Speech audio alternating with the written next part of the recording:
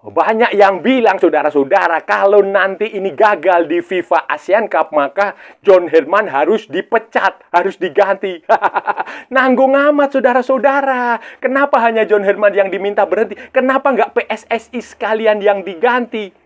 Kan sudah terbukti, nunjuk Patrick Kluivert gagal, nunjuk John Herdman gagal. Mau dikasih kesempatan sampai kapan? Sampai Jan Etes jadi presiden di Konoha? Halo saudara-saudara, jumpa lagi dengan komentator gadungan di sini. Dengan komentator yang gadungan.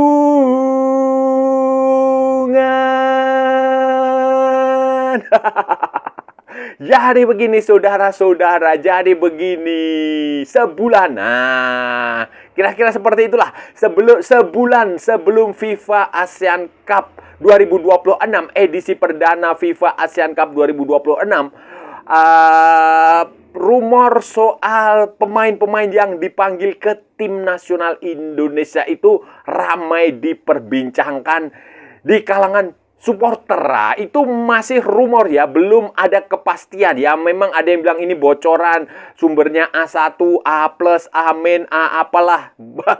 Itu bocoran itu keluar, ada 26 pemain yang disebut akan dipanggil John Herdman di situ, dengan 10 diantaranya berasal dari Liga Lokal Indonesia. Dari Liga Lokal Indonesia itu, saudara-saudara, sejumlah nama yang kemarin tampil di Piala AFF itu tidak dipanggil. Salah satunya yang cukup kontroversial adalah tidak adanya Rizky Ridho Ramadhani. Menurut bocoran itu ya, ini kan kita harus masih belum pasti nih, karena pengumuman resmi dari PSSI itu belum keluar. Tetapi dari bocoran itu, Rizky Ridho tidak masuk di situ, Eliano Reinders juga tidak ada di situ. Yang ada justru Beckham masuk di situ. Kemudian Hernando Ari Sutariadi dipanggil lagi menggantikan Nadeo. Sementara Ricky Kambuaya kembali main setelah lama tidak dipanggil. Kemudian Marcelino Ferdinand di situ disebutkan dipanggil lagi ke tim nasional, meskipun kemarin di AFF itu dia mengalami cedera, dan konon katanya cederanya itu parah. Saya nggak tahu apakah nanti dia bisa ikut bulan September itu atau tidak, kita nggak tahu. Tetapi itulah bocoran-bocoran yang beredar. Kemudian ada lagi yang dipanggil adalah Adrian Wibowo. Adrian Wibowo umur 20, sekarang dia dipinjamkan Los Angeles Lakers ke Wacker Innsbruck di Austria. Kemudian ada lagi Luke Vickery dari Makassar FC yang baru saja sumpah WNI bersama dengan Mitchell Baker. Ini akan menjadi pemanggilan bersama. Selebihnya adalah pemain-pemain yang ya pemain-pemain Allah, saudara-saudara. 16 pemain diaspora, pemain abroad ya, termasuk Martin Paz, Emil Audero, Elkan Bago, Jay Itzes, kemudian Nathan, Calvin Verdong, termasuk juga Dean James. Yang nggak ada hanya si Miss Hilger karena masih dalam kondisi tidak 100%. Kemudian Ole Romney juga dipanggil, Justin Hubner juga dipanggil. Banyaklah saudara-saudara. Ya, adanya nama Rizky Ridho menuai kontroversi. Muncul pro dan kontra, saudara-saudara. Ada yang pro, ada yang kontra, ada yang mendukung, ada yang menyayangkan. Tapi begini saudara-saudara, saya mau ngasih tahu ya, pemain itu juga manusia. Dia bukan pisau belati.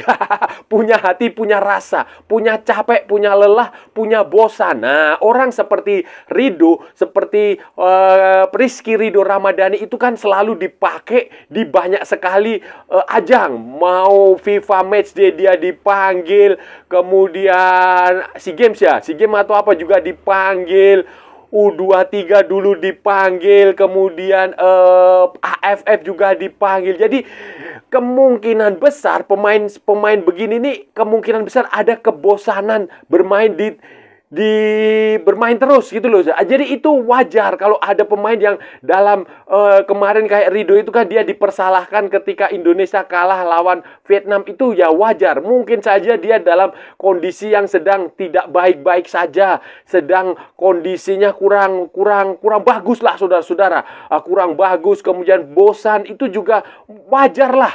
Wajar, itu memang harus begitu pemain itu. Jadi jangan, makanya saya juga heran kenapa harus dipanggil semua pemain yang bagus-bagus dipanggil di AFF kemarin. Kan bisa juga dikasih kesempatan kepada pemain muda supaya dia punya pengalaman, punya jam terbang, sehingga tidak perlu terbebani untuk menjadi juara kan. Kalaupun gagal juga santai aja. Harusnya kan kayak begitu juga diperhatikan. Jadi kemungkinan itu ada faktor kebosanan di situ. Sehingga jeleh lah istilahnya begitu. Jeleh itu ya bosan bener. Stagnan. Nah, kayak begitu, butuh angin segar, butuh suasana baru. Sekali-sekali nggak dipanggil ke tim nasional, sekali-sekali nggak main di internasional. Mungkin dia ingin fokus ke klub terlebih dahulu. Nah, itu memang harus begitu. Pelatih itu juga harus memahami seperti itu. Harus paham bahwa tidak serta-merta pemain itu selalu saja dalam kondisi terbaik. Bahkan kalau saya kasih tahu ya, pemain seperti Lionel Messi pun saudara-saudara tidak selalu dia dipanggil ke tim nasional. Kemarin sebelum Piala Dunia itu kan dia juga sempat beberapa kali absen membela tim nasional Argentina.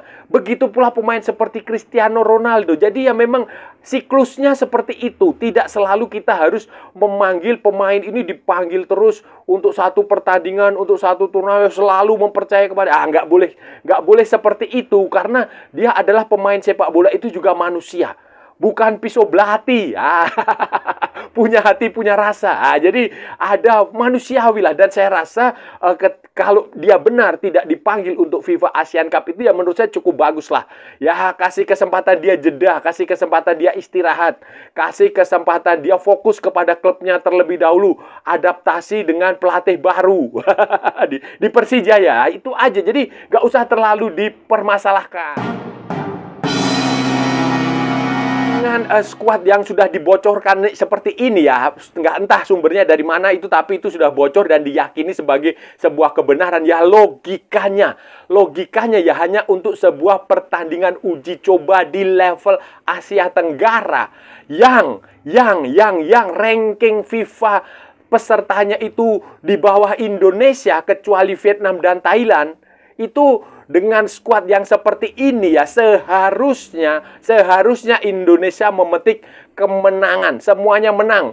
Berapa? 3 atau 4 pertandingan yang dijalani seharusnya menang. Itu normalnya, logiknya itu seperti itu ya saudara-saudara ya. Ini karena ibarat Anda membunuh nyamuk, Anda menggunakan AK-47.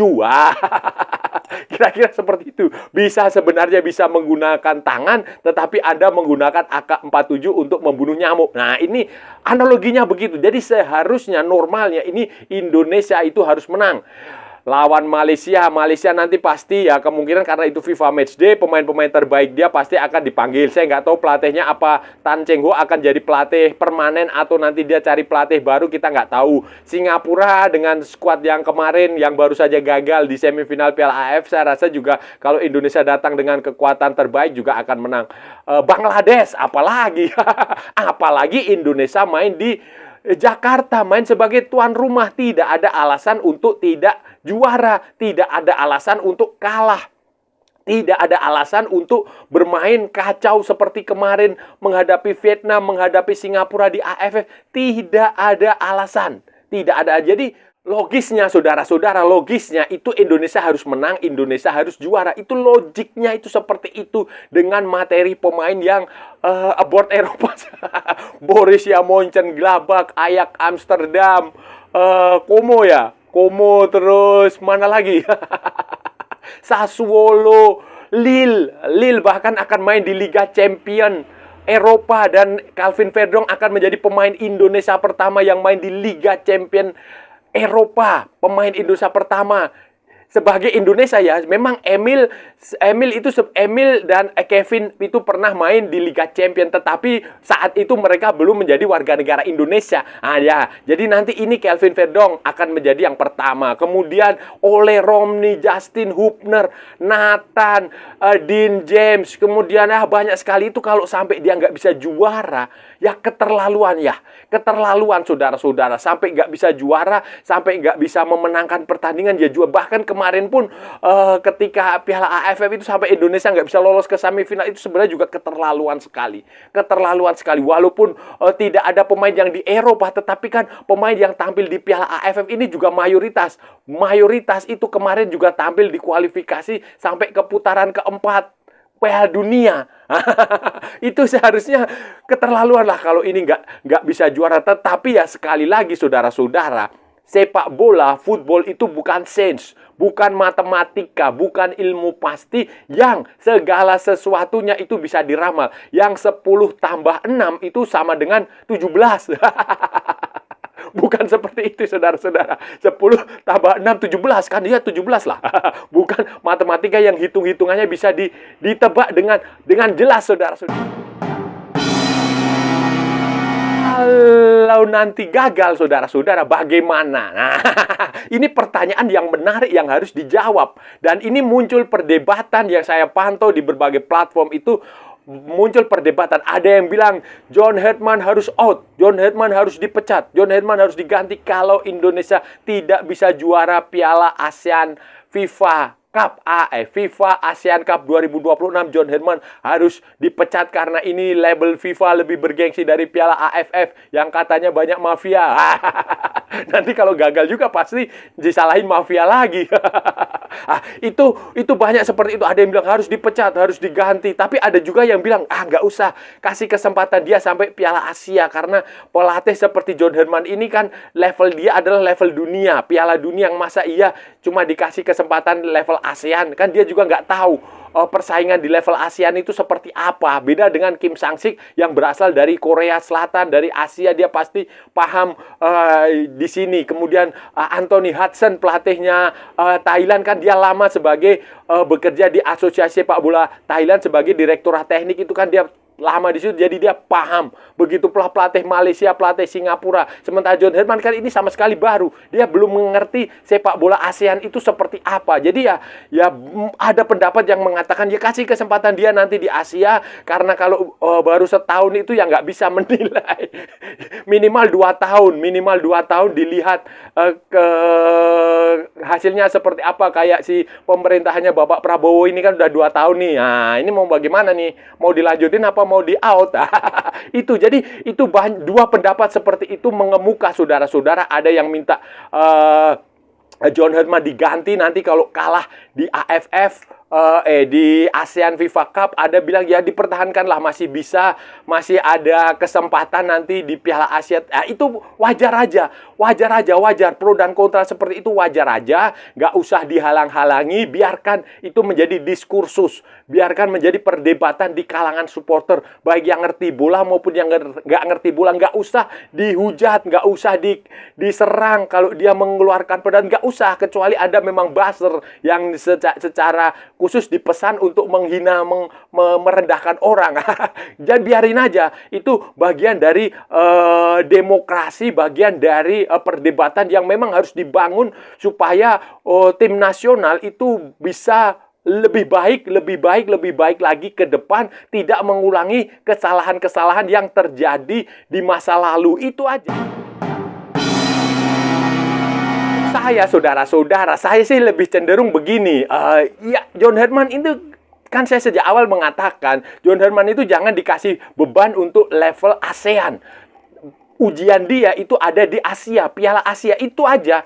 Piala Asia kalau dia nggak bisa lolos dari babak 16 ke babak 16 besar, ke fase knockout, ya dia harus out. Itu kan sejak awal saya sudah mengatakan seperti itu. Silahkan rekamannya diputar ulang. Ada banyak dicek-cek lah, cross-check di edisi-edisi. Saya selalu mengatakan seperti itu. Kenapa? Karena ini pelatih level atas, bukan level ASEAN.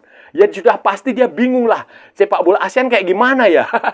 Dan sepak bola ASEAN itu nggak ada di peta. Nggak ada di peta dulu. Walaupun nanti itu dikasih label FIFA ASEAN Cup, itu juga tidak akan ada diperhitungkan juga kalau kita melihat lawannya yang rankingnya semuanya di bawah. Kecuali Thailand dan Vietnam, saudara-saudara. Jadi itu kesempatan dia nanti di Piala Asia. Itu pendapat saya seperti itu ya. Itu belum berubah sampai sekarang. Nanti kalau di Piala Asia itu gagal, ya sudah out. Nah, bagi teman-teman yang ingin John Herdman diganti kalau dia gagal di FIFA ASEAN Cup, ini saya mau kasih tahu ya. Kalau kalian minta, saudara-saudara minta dia diganti, itu nanggung, saudara-saudara. Nanggung kalau hanya minta John Herdman-nya saja diganti. Seandainya gagal di ASEAN FIFA ASEAN Cup. Nanggung, saudara. Kenapa nggak PSSI-nya sekalian aja yang diganti? Kalian takut ya? Nggak berani ngomong seperti itu. Gantilah. Ganti. Kenapa? Karena sudah jelas kan. Dia nggak menunjuk Patrick Kluivert, gagal. Ya kan, gagal kan, gagal. Ganti Sintayong, diganti dengan Patrick Kluivert, gagal. Sekarang John Herdman nanti kalau gagal lagi ya gagal. Berarti udah 2 gagal. Ya udah. Finish, mau dikasih kesempatan bagaimana lagi? Mau menunggu sampai lebaran kuda? Mau menunggu sampai Jan Etes jadi presiden? Mau sampai kapan? Mau nunggu sampai MBG dibubarin? Kopdes Merah Putih bubar? Nggak akan terjadi, saudara-saudara. Jadi itu kenapa nanggung kalian hanya minta John Herdman? Kenapa nggak minta PSSI-nya sekalian? Dan kalau itu dia gagal, berarti kan sudah 2 kesempatan, 2 kepercayaan, 2 menunjuk pelatih gagal. Ya terlepas siapa yang menunjuk, tapi kan ini sebagai sebuah organisasi. Siapa yang ada di dalam situ ya saudara-saudara tahu sendirilah. Saya nggak usah menjelaskan itu. Jadi sebagai organisasi itu jelas gagal lah. Kenapa harus John Herdman yang dikorbankan? Yang nunjuk John Herdman siapa? BTN, Badan Tim Nasional. Badan Tim Nasional ketuanya siapa? Yang nunjuk BTN siapa? Organisasi secara umum yang bertanggung jawab siapa? Itu harus dipikirkan di situ. Jangan begini loh. Jangan selalu mengatakan, nanti kalau Bapak ini nggak memimpin, bagaimana nasib kita? Bahwa hanya orang ini yang bisa mengelola bola. Lah, nyatanya dikasih kesempatan milih pelatih aja nggak bisa.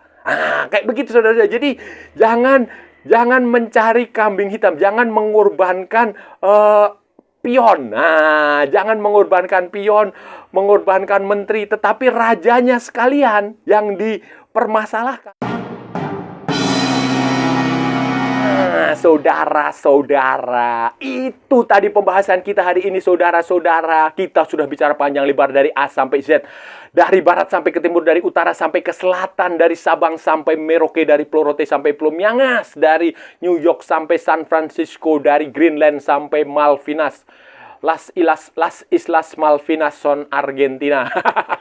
Dari mana Vanuatu sampai Zimbabwe, semua sudah kita ulas, semua sudah kita cakap, semua sudah kita bacotin, semua sudah kita gibahin, semua sudah kita cangkeman secara bebas. Yang penting sopan.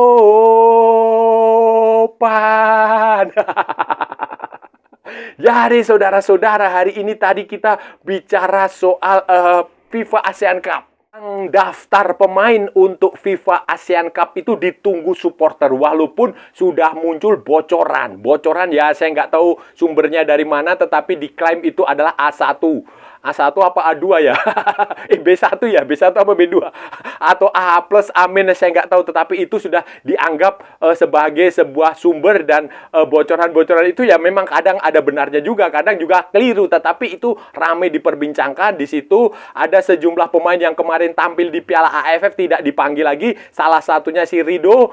Nadio juga tidak ada di situ. Justru Kambuaya balik. Hernando juga balik. Sementara dari boardnya ada 16. 10 lokal, jadi total ada 26. 10 pemain Liga Indonesia, maksudnya 16 pemain dari abroad. Itu termasuk pemain muda Adrian Wibowo kembali dipanggil setelah debut di zamannya Patrick Kluivert. Sekarang Adrian Wibowo dipinjamkan Los Angeles FC, LAFC ke Austria. Bundesliga 2. Itu klub namanya Wacker Innsbruck. Nah, di Austria sana itu dia dipanggil. Kemudian Luke Vickery juga akhirnya mendapatkan panggilan. Konon katanya dipanggil untuk pertama kalinya setelah selesai menjalani sumpah warga negara Indonesia beberapa waktu lalu. Dan ini akan menjadi debut Luke Vickery. Dan Indonesia sebagai tuan rumah Piala Asia ASEAN FIFA ASEAN Cup 2026 itu kemungkinan besar akan memanggil skuad terbaik. Dan ya, dengan logikanya saudara-saudaranya, logikanya dengan skuad seperti ini ya harus juara lah, harus menang lah. Ini ibarat orang membunuh nyamuk itu menggunakan AK-47. Nah, ibarat membasmi tikus itu menggunakan meriam. Howitzer 105 mm. Kira-kira seperti itulah. Hancur, bukan hanya tikusnya yang mati, tapi rumahnya juga yang hancur. Itu ibaratnya kayak begitu. Jadi kalau sampai ini juga nggak juara ya, keterlaluan. Dan banyak orang yang beranggapan kalau ini akan menjadi kesempatan terakhir John Herman.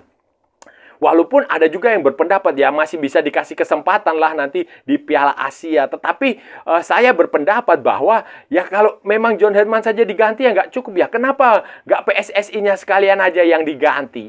Kan yang nunjuk John Herman PSSI. Kemarin yang nunjuk Patrick Kluivert juga PSSI. Yang mecat Sintayong juga PSSI. Jadi itulah saudara-saudara, berpikirlah yang holistik. Dan ya kita tunggu aja lah. Kita tunggulah aja nanti skuadnya akan seperti apa. Kita tunggu aja turnamennya seperti apa. Kita tunggu aja hasilnya akan seperti apa. Dan saya rasa sudah cukup ya pembahasan kita kali ini saudara-saudara. Kalau ada salah-salah ya mohon maaf. Namanya juga gadungan. Wajar kalau gadungan itu salah. Tetapi kalau benar berarti sebuah kebetulan.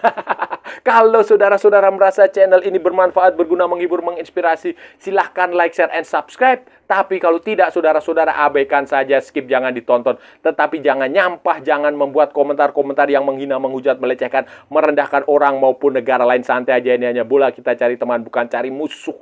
Ikuti juga akun media sosial Komentator Gadungan, ada di Instagram, ada di Facebook, dan ada di TikTok yang bukan TikTok Shop. Saudara-saudaraku semuanya, oke. Sampai bertemu lagi di edisi berbicara dengan tema-tema yang jauh tidak bermanfaat, dengan tema-tema yang jauh tidak berguna, dengan tema-tema yang jauh lebih membagongkan. Salam olahraga dan merdeka.